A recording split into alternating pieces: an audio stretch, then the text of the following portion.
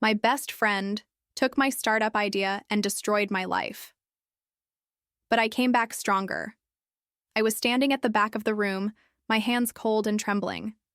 Emily, my best friend, the one person I had trusted more than anyone else, was standing at the front presenting my idea.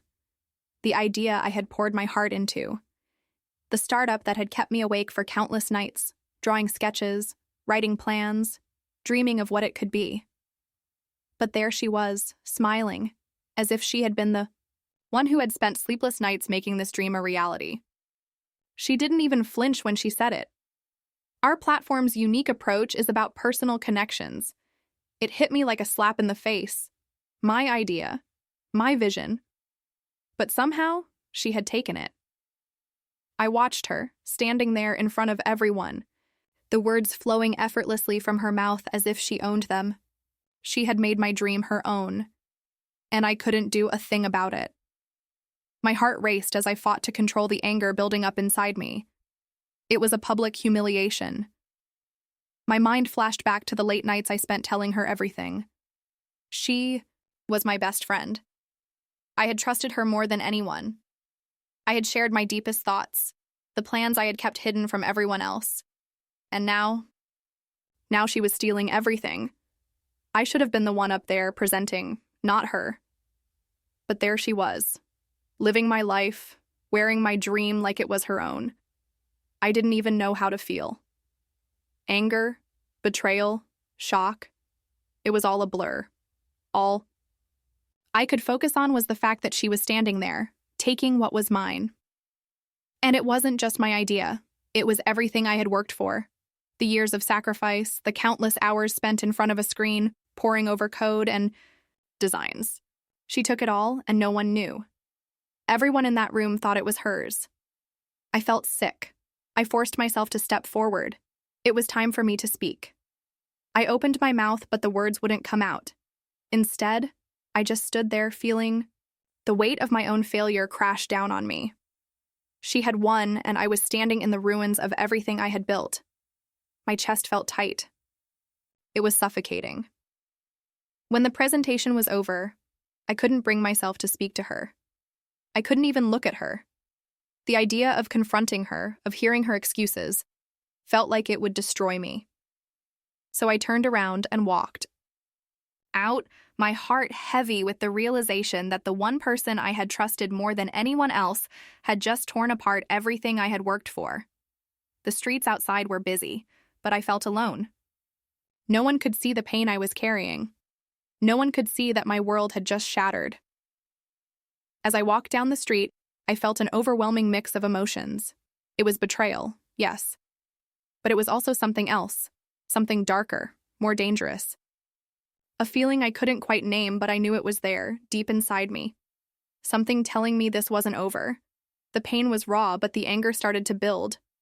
How could she do this? How could she take everything from me? I had trusted her. She was supposed to be my friend, my partner in this. And now she had taken my dream.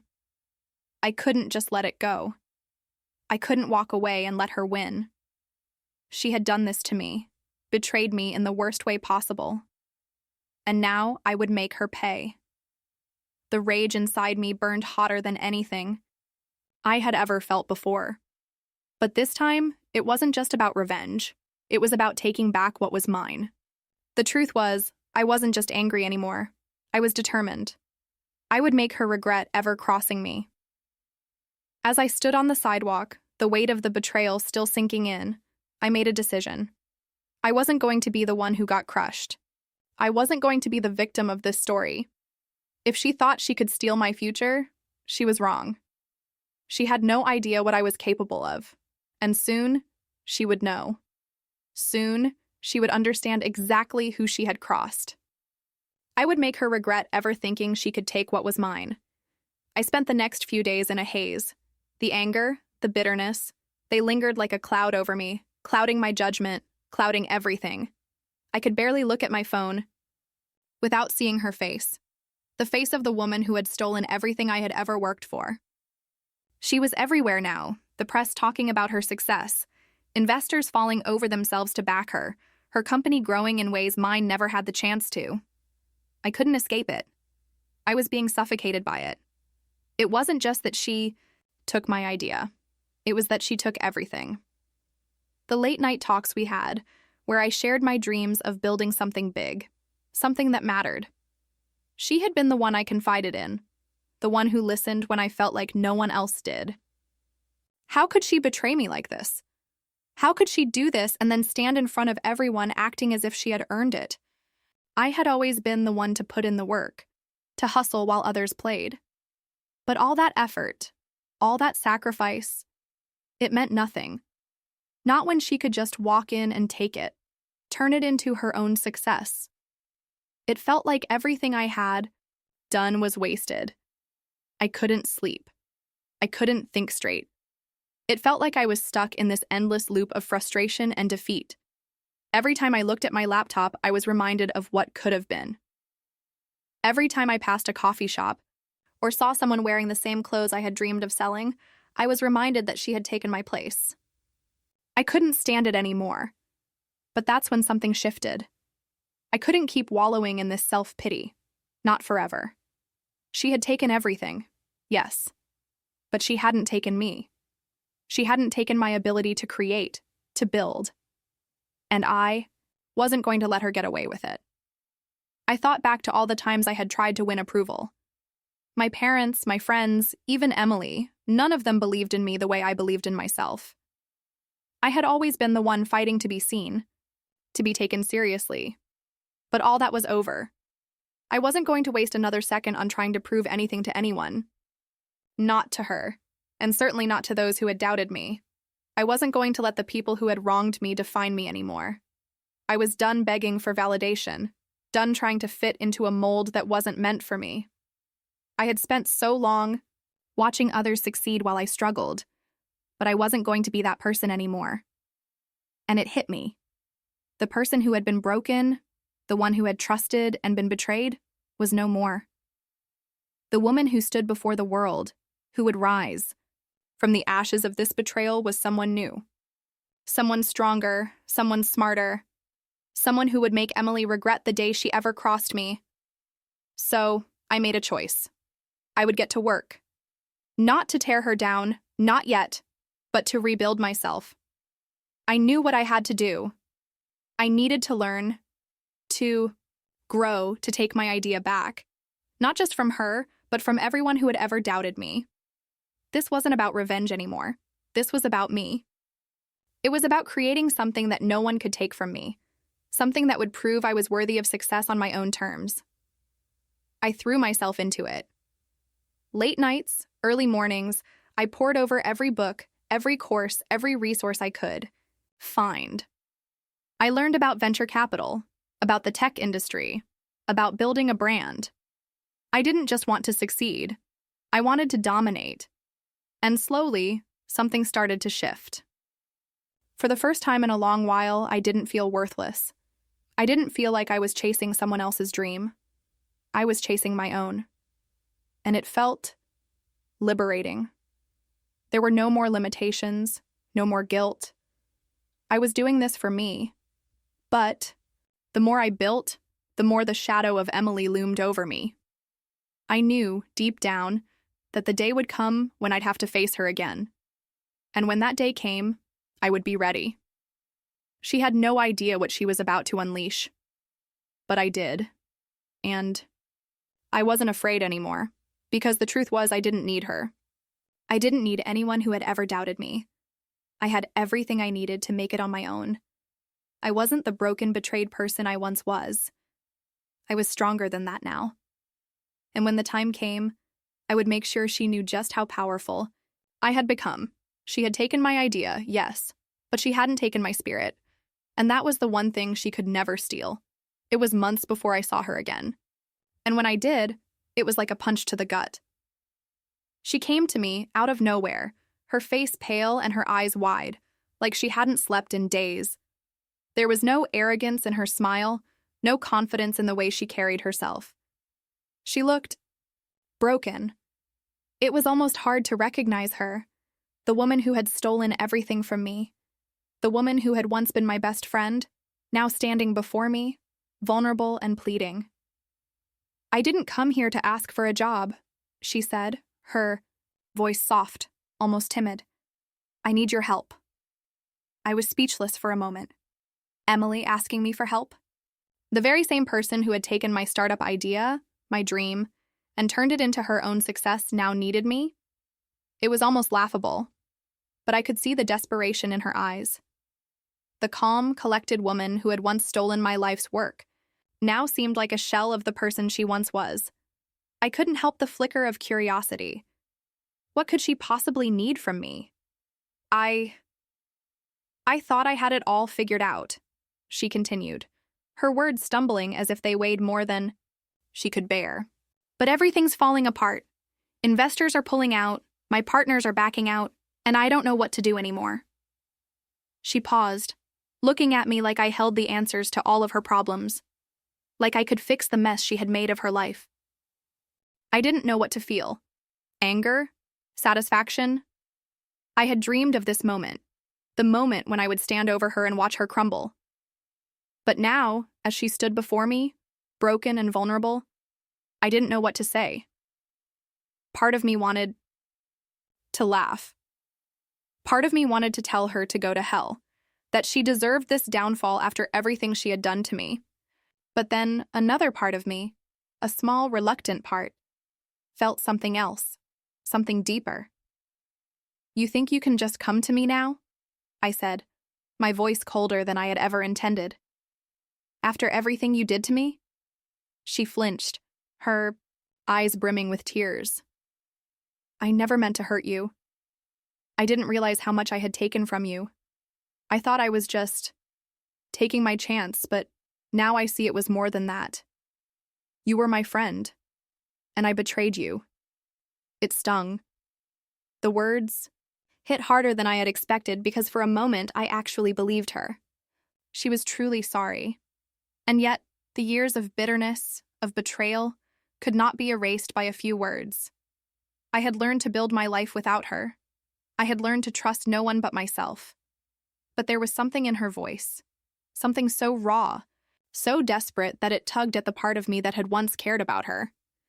It wasn't just the guilt of taking my idea anymore. It was the weight of everything she had tried to bury. She was trapped in the same system that had once swallowed me whole.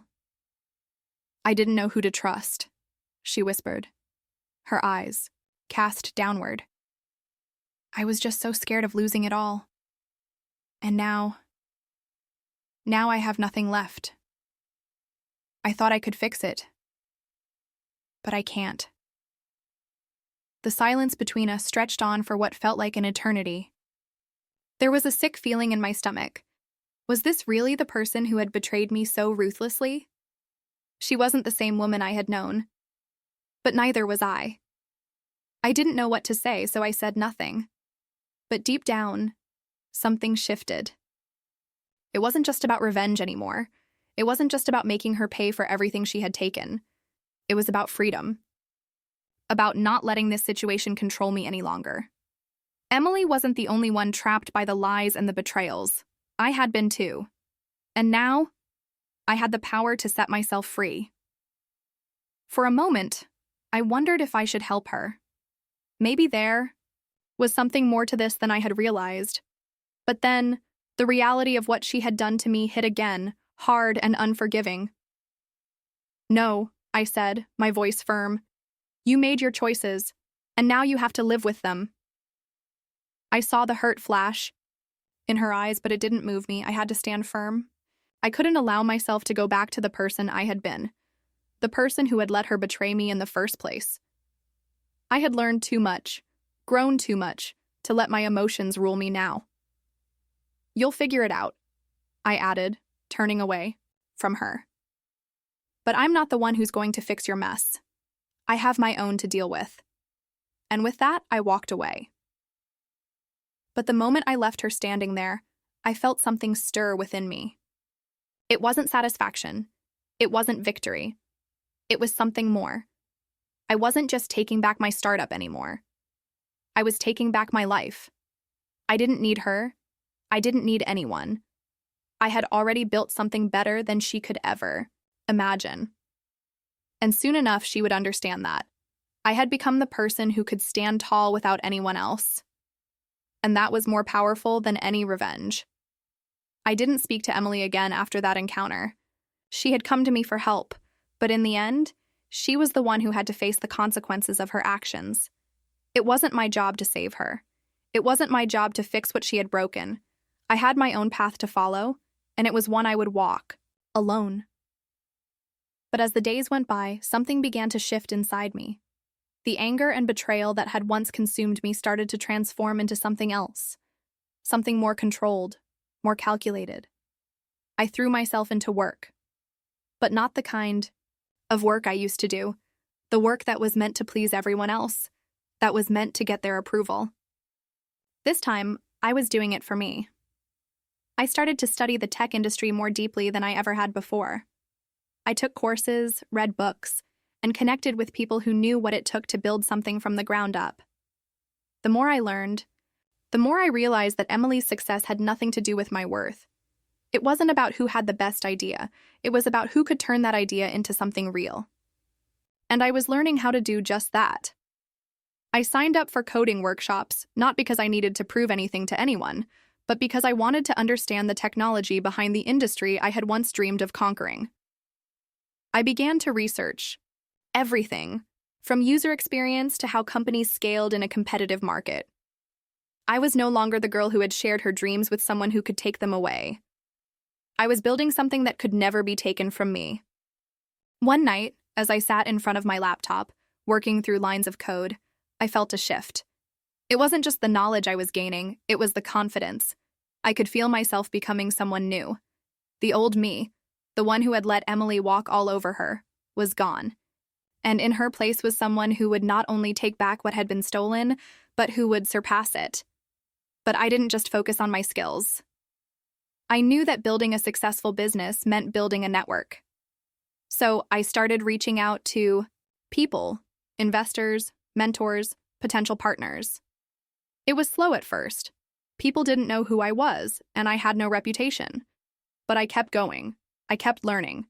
And I began to see results. One of the most important lessons I learned was to stop waiting for permission. I used to believe that in order to succeed, I needed to be validated by others, by Emily, by my parents, by anyone who could give me a stamp of approval. But as I grew, I realized that validation wasn't something I needed to seek. It was something I had to give myself. And once I started doing that, things started to change. I was no longer dependent on others for approval. I was building something for myself, something that couldn't be taken from me. Every small victory felt like a step closer to the bigger goal. Every day, I became more confident in my abilities, and every setback became just another lesson. It wasn't just about getting revenge on Emily anymore. It was about proving to myself that I was capable of creating something on my own, something that would be far more powerful than anything she could ever steal from me. And when the time came, and I knew it would, I would be ready. Ready to stand before her, not as the victim of her betrayal, but as someone who had become her equal, her superior even. I didn't need her. I didn't need anyone who had ever doubted me. The more I grew, the more I realized that the life I had once envisioned, one that included Emily, one that included her approval, wasn't the life I wanted anymore. I was creating my own life, on my terms, and I was going to make damn sure no one, not even her, could take it away from me again. Shocking twist. The revealed truth. It had been almost a year since I last saw Emily. She was still out there, building her empire, and I was doing the same. My company was growing slowly but surely. Every new client, every new product launch was a small victory. I was moving forward, becoming more of the person I had always hoped to be. But I hadn't expected the next encounter with Emily to turn the tables the way it did. It happened one evening when I was out at a networking event, meeting with some potential investors. As I was shaking hands and exchanging business cards, I felt a tap on my shoulder. I turned, expecting to see a colleague or acquaintance, but instead it was Emily. She looked different. There was no confident smile this time, no bravado. She looked tired, worn out, as if the weight of her own success had crushed her. For a moment, I couldn't speak. She took a deep breath, as if gathering the courage to say something she had been holding in for a long time. "I didn't expect to see you here," she said, her voice almost cracking. "I thought I'd never get a chance to apologize for what I did." I stared at her, unsure of how to react. She had never apologized for anything, not in the way she should have, not with sincerity. But the woman in front of me now wasn't the same person who had stolen my dream. This woman looked broken.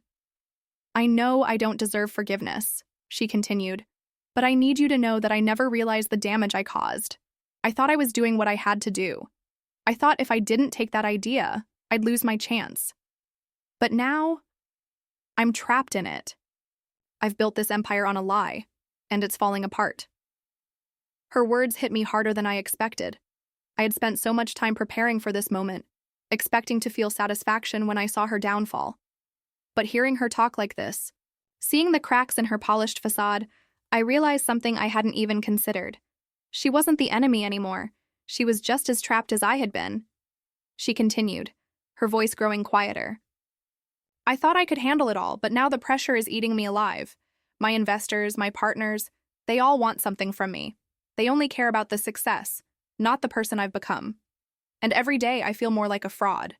She paused, looking at me with eyes full of regret. "I'm not the person I was when I stole your idea, and I never should have done it." I could have laughed. I could have told her that this was the perfect poetic justice, that the woman who had ruined me was now drowning in the same lies she had built her empire on. But instead, I just stood there, listening. The anger that had once fueled me seemed far away now, replaced by something else I couldn't name. I knew Emily hadn't expected me to react the way I did. I wasn't sure how I had expected to feel either. She had hurt me, yes. She had stolen from me in a way that had changed the course of my life. But now, standing in front of me, she wasn't the villain I had imagined. She was a woman, just like me, struggling to find a way out of the mess she had created. And for the first time in all this time, I didn't feel anger. I felt pity. "I didn't realize," I said slowly, the weight of her confession sinking in. "I thought you were just ruthless, but now I see. You're just as stuck as I was." Her eyes widened slightly. "You're not angry with me?" I shook my head. "I used to be, but not anymore. The truth is, we were both victims of this system. You stole from me, but you were just as much a pawn in this game as I was. The real enemy isn't you. It's what made you think you had to do this in the first place. And maybe, just maybe, that's something we can both fix." She blinked, her face softening. "What are you saying?"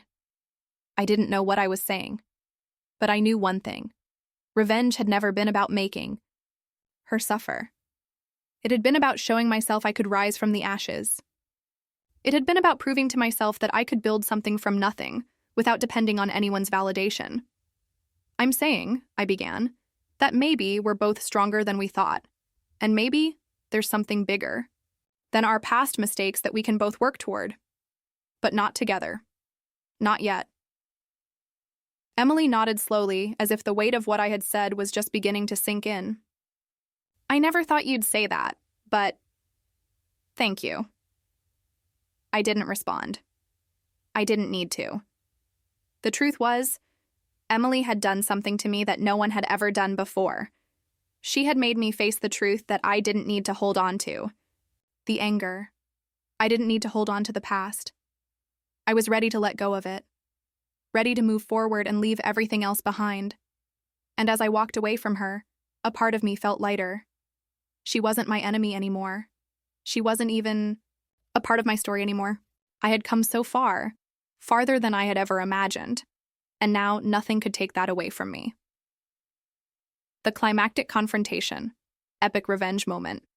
The next few months were a blur.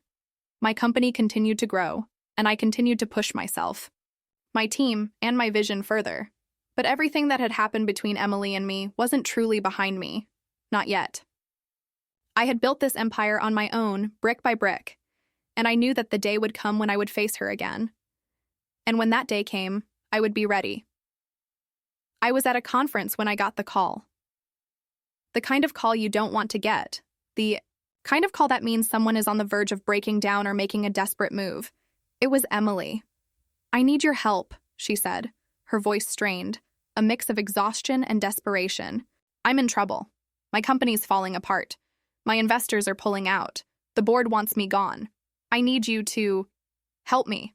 I don't know who else to turn to." I couldn't believe it. Here she was again, asking for help. The same woman who had stolen everything from me, now pleading for my assistance. I had to stop myself from laughing. She had no idea what she was about to face. I didn't answer immediately. Instead, I let the silence stretch between us, letting the weight of the moment hang in the air. It was time. Time to show her who I had become, and time to show her what I was capable of. "You really think I'm going to help you?" I asked, my voice calm, cold. "After everything you did to me?" "I'm sorry. I never meant to hurt you." "I was just so caught up in my own fear of failure," she said quickly, her words almost tumbling over each other. "But now, everything's crumbling. Please, I don't know who else to turn to." I stood there for a moment listening to her. Part of me wanted to say something comforting. Part of me wanted to show her that I had forgiven her. But the truth was, I didn't owe her anything. Not anymore. I had come too far to let her walk back into my life, asking for favors like nothing had happened. "No," I said, my voice sharp. "You've had your chance. You made your choices, and now you have to face the consequences of them." There was a long pause on the other end of the line. When she spoke again, her voice was quieter, more resigned. "Please. I'm begging you." "I'm sorry, Emily," I said, the words coming out with finality. "But you're on your own now. You're going to have to figure this out without me." And with that, I hung up. I didn't feel a shred of guilt. I wasn't angry anymore either. I felt nothing. Because the truth was, I had already won. I had already taken back everything I had lost. And I wasn't going to waste another second on someone who couldn't even admit their mistakes. I had built my life. I had built it on my terms, with my hard work, and I wasn't going to let anyone take that from me again. I looked out the window, watching as the city sprawled before me. I had come so far, and I was proud of what I had accomplished. More importantly, I was proud of who I had become. I had taken the worst thing that had ever happened to me, the betrayal of my best friend, and turned it into something that made me stronger. It had made me unstoppable. Emily was gone from my life now, and for the first time, I felt free. I wasn't the victim anymore. I wasn't the one who had lost. I was the one who had rebuilt everything, and I was the one who had created something that could never be taken from me. I smiled to myself as I stood up, ready to move forward. My future was in my hands now, and no one could take that away from me. And as I walked away, I realized one thing. Revenge wasn't about watching someone else suffer. It was about making sure that the person who had wronged you never, ever had the power to hurt you again. And I had done that. I had taken back my power, my life, my success, and that was the sweetest victory of all.